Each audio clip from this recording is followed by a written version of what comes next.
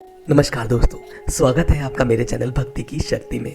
आज हम बात करेंगे जगत गुरु रामभद्राचार्य जी की। भारत के 4 प्रमुख जगत गुरु में से एक हैं रामभद्राचार्य जी।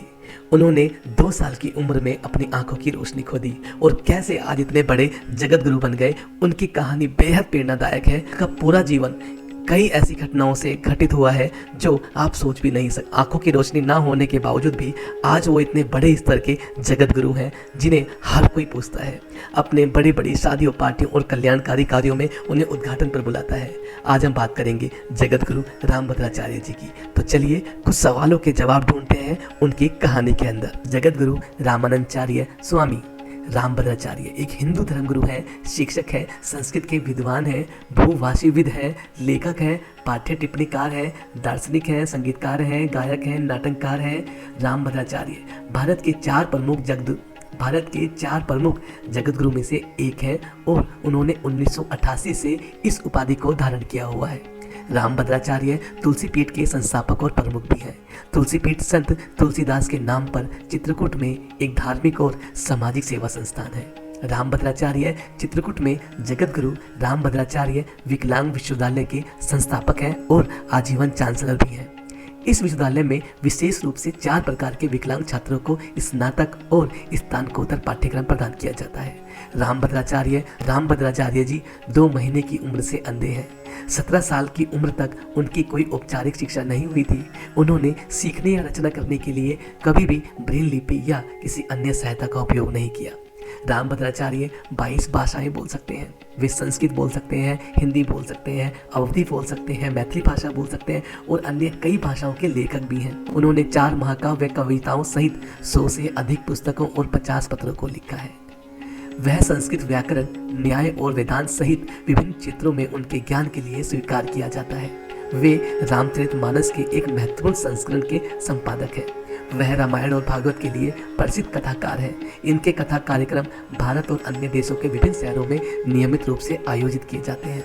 शुभ टीवी, संस्कार टीवी और सनातन टीवी जैसे टेलीविजन चैनलों पर प्रसारित किए जाते हैं। वे विश्व हिंदू परिषद VHP के एक नेता भी हैं। जगत गुरु रामभद्राचार्य का जन्म जौनपुर जिले उत्तर प्रदेश के संडी खुर्द गांव में हुआ था। उनका जन्म मकर संक्रांति के दिन 14 जनवरी 1950 को हुआ था। इनके पिता का नाम पंडित राजदेव मिश्रा और माता सती देवी मिश्रा है। इनकी काकी प्यार से इन्हें गिरधर कहकर बुलाती थी। रामभद्राचार्य जी की काकी संत मीराबाई की भक्त थी। मीराबाई ने अपनी रचनाओं में भगवान कृष्ण को संबोधित करने के लिए गिरधर नाम का इस्तेमाल किया था। गिरधर ने 2 महीने की उम्र में अपनी आंखों की रोशनी खो दी। 24 मार्च 1950 को उनकी आंखें ट्रैकोमा से संक्रमित हो गई। गिरधर की प्रारंभिक शिक्षा उनके दादाजी से हुई है क्योंकि उनके पिता बॉम्बे में काम करते थे। दोपहर में उनके दादाजी और हिंदू महाकाव्य रामायण और महाभारत के विभिन्न प्रसंग सुनाते थे। विश्व सागर, सुख सागर, प्रेम सागर और ब्रिजविलास जैसे भक्तिपूर्ण कार्य करते थे। 3 साल की उम्र में गिरधर ने अपनी पहली कविता, वो भी अवधी भाषा में, उन्होंने रचना कर दी और अपने दादाजी को सुनाया। इस कविता में कृष्ण की पालक माँ यशोदा कृष्ण को चोट पहुंचाने के लिए एक गोपी दूध से लड़ रही है। 5 वर्ष की आयु में गिरधर ने अपने पड़ोसी पंडित मुरलीधर मिश्रा की मदद से 15 दिनों में अध्याय और श्लोक संख्या के साथ लगभग 700 छंदों से युक्त संपूर्ण भगवत गीता को याद कर लिया। वर्ष 1955 में जन्माष्टमी के दिन उन्होंने पूरी भगवत गीता का पाठ किया। उन्होंने गीता को याद करने के 52 साल बाद 30 नवंबर 2007 को नई दिल्ली में मूल संस्कृत पाठ और हिंदी कमेंट्री के साथ शास्त्र का पहला ब्रेल संस्करण जारी किया। जब गिरधर 7 साल के थे तो उन्होंने उनके दादा द्वारा सहायता से 60 दिनों में तुलसीदास के संपूर्ण रामचरितमानस को याद कर लिया, जिसमें अध्याय और पद संख्या के साथ लगभग 10,900 छंद शामिल थे। वर्ष 1957 में रामनवमी के दिन उन्होंने उपवास करते हुए पूरे महाकाव्य का पाठ किया।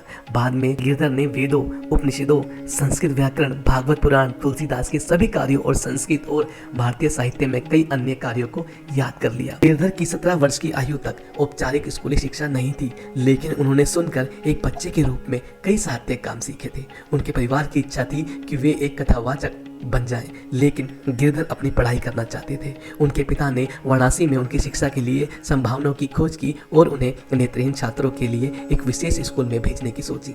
गिरधर की मां ने उन्हें यह कहते हुए भेजने से मना कर दिया कि स्कूल में नेत्रहीन बच्चों के साथ अच्छा व्यवहार नहीं किया जाता। दिनांक 7 जुलाई 1967 को गिरधर जौनपुर के निकटवर्ती सुजानगंज गांव में संस्कृत व्याकरण, हिंदी, अंग्रेजी, गणित, इतिहास और भूगोल का अध्ययन करने के लिए आदर्श गौरीशंकर संस्कृत महाविद्यालय में सम्मिलित हो गए।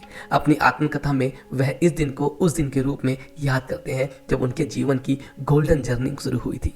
केवल एक बार इसे सुनकर सामग्री को याद करने की क्षमता के साथ गिरधर ने अध्ययन करने के लिए ब्रेल या अन्य भाषा का उपयोग नहीं किया। 3 महीनों में उन्होंने वरदराजा के संपूर्ण लघु सिद्धांति कुंडी को याद किया और उन्हें समर्पित किया। वह 4 साल के लिए अपनी कक्षा में शीर्ष पर था और संस्कृत में उच्च माध्यमिक कक्षा की परीक्षा उत्तीर्ण कर ली। जब गिरधर 11 साल के थे तो उन्होंने अपने परिवार के साथ शादी की बारात में शामिल होने से रोक दिया गया। उनके परिवार ने सोचा कि उनकी उपस्थिति शादी के लिए एक बुरा शगुन होगी। इस घटना ने गिरधर को एक मजबूत छाप छोड़ी। वह अपनी आत्मकथा की शुरुआत में कहते हैं, मैं वही व्यक्ति हूँ जिसे शादी की पार्टी में साथ जाने के लिए अशुभ माना जाता था। मैं वही व्यक्ति हूँ जो वर्तमान में सबसे बड़ी शादी पार्टियों या कल्याण समारोह का आज उद्घाटन करता हूँ। यह सब क्या है?